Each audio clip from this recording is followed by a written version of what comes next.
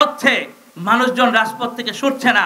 এক গ্রুপ আগাচ্ছে, গুলি খেয়ে আহতদের নিয়ে আসতেছে, আবার আরেক গ্রুপ যাচ্ছে, কিন্তু কেউ ভয় পাচ্ছে না, কেউ গুলিকে ভয় পাচ্ছে না।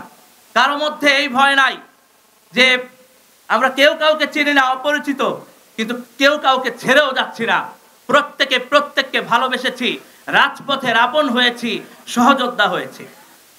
সুতরাং আমি এই আলোচনা সভা থেকে আপনাদেরকে আহ্বান করতে চাই, বাংলাদেশের জনগণের কাছে বাংলাদেশের জনগণের যে ক্ষমতা, সেই ক্ষমতাকে ফিরিয়ে দিতে পারলে পরে যে গণ অভ্যুত্থান সংগঠিত হয়েছে, সেই গণ অভ্যুত্থানের আকাঙ্ক্ষা বাস্তবায়িত হবে।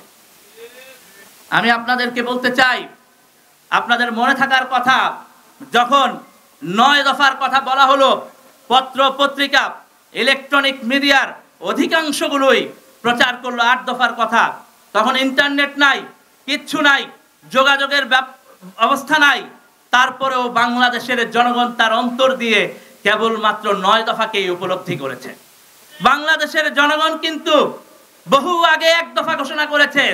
1 দফা 3রা আগস্ট ঘোষণা হয়েছে, কিন্তু বাংলাদেশের জনগণ রাজপথে লড়াই করে নিজেরাই কিন্তু 1 দফা ঘোষণা করে দিয়েছে। তারা এই রকম নিপীড়ক রাষ্ট্র আর চায় না। এই যে গণ অভ্যুত্থান, এই গণ অভ্যুত্থানের ফলে আপনারা লক্ষ্য করবেন যে আমরা শুধুমাত্র রেজিম চেঞ্জ চাই নাই, আমরা পুরো ক্ষমতা কাঠামোর পরিবর্তন চেয়েছি। সেই ক্ষমতা কাঠামোর পরিবর্তনের জায়গায় আমরা দেখতে পাই রাষ্ট্র এবং রাষ্ট্রের যারা আছেন তারা বোধহয় বুঝতে পারেন না, রাজপথে থাকা বিপ্লবীরা যখন আপোষ না সংগ্রাম স্লোগান দেয়, সেই স্লোগানের বিপ্লব বোধ হয় রাষ্ট্রে বসে থাকা লোকেরা বুঝতে পারছেন না। আমরা যখন রাস্তায় দাঁড়িয়ে ক্ষমতা না জনতা স্লোগান দিয়েছি, আপোষ না সংগ্রাম স্লোগান দিয়েছি, দালালি না রাজপথ স্লোগান দিয়েছি, সম্ভবত এই স্লোগানগুলোর বিপ্লব, এই স্লোগানগুলোর আগুন, এই স্লোগানগুলোর মর্মার্থ বোঝার, উপলব্ধি করার শক্তি বাংলাদেশের রাষ্ট্রের চেয়ারে যারা বসে আছেন তারা বুঝতে পারছেন না। আপনাদেরকে বুঝতে হবে, আপনারা গণ অভ্যুত্থানের ম্যান্ডেট নিয়ে ক্ষমতায় আছেন। সুতরাং গণ অভ্যুত্থানের ফলে গণমানুষের মধ্যে যে পরিবর্তনের আকাঙ্ক্ষা তৈরি হয়েছে, সে পরিবর্তন সাধন করার মধ্য দিয়েই বাংলাদেশের মানুষের স্বপ্ন আকাঙ্ক্ষার বাস্তবায়ন হবে। সে জায়গা থেকেই আমরা চেষ্টা করেছি এই আয়োজন করার। এই আয়োজনের মধ্য দিয়ে আমরা বাংলাদেশের মানুষকে বার্তা দিতে চাই, বাংলাদেশের জনগণের পাশে দাঁড়িয়ে, বাংলাদেশের জনগণের সাথে থেকে গণ অভ্যুত্থানের আকাঙ্ক্ষা বাস্তবায়নে আমৃত্যু লড়াই চালিয়ে যাওয়ার সংগ্রাম এবং প্রতিজ্ঞা আমরা ঘোষণা করেছি। এই লড়াই আপনারা যারা আছেন, আমাদের প্রত্যেকের ঘরে ঘরে পৌঁছে দিতে হবে।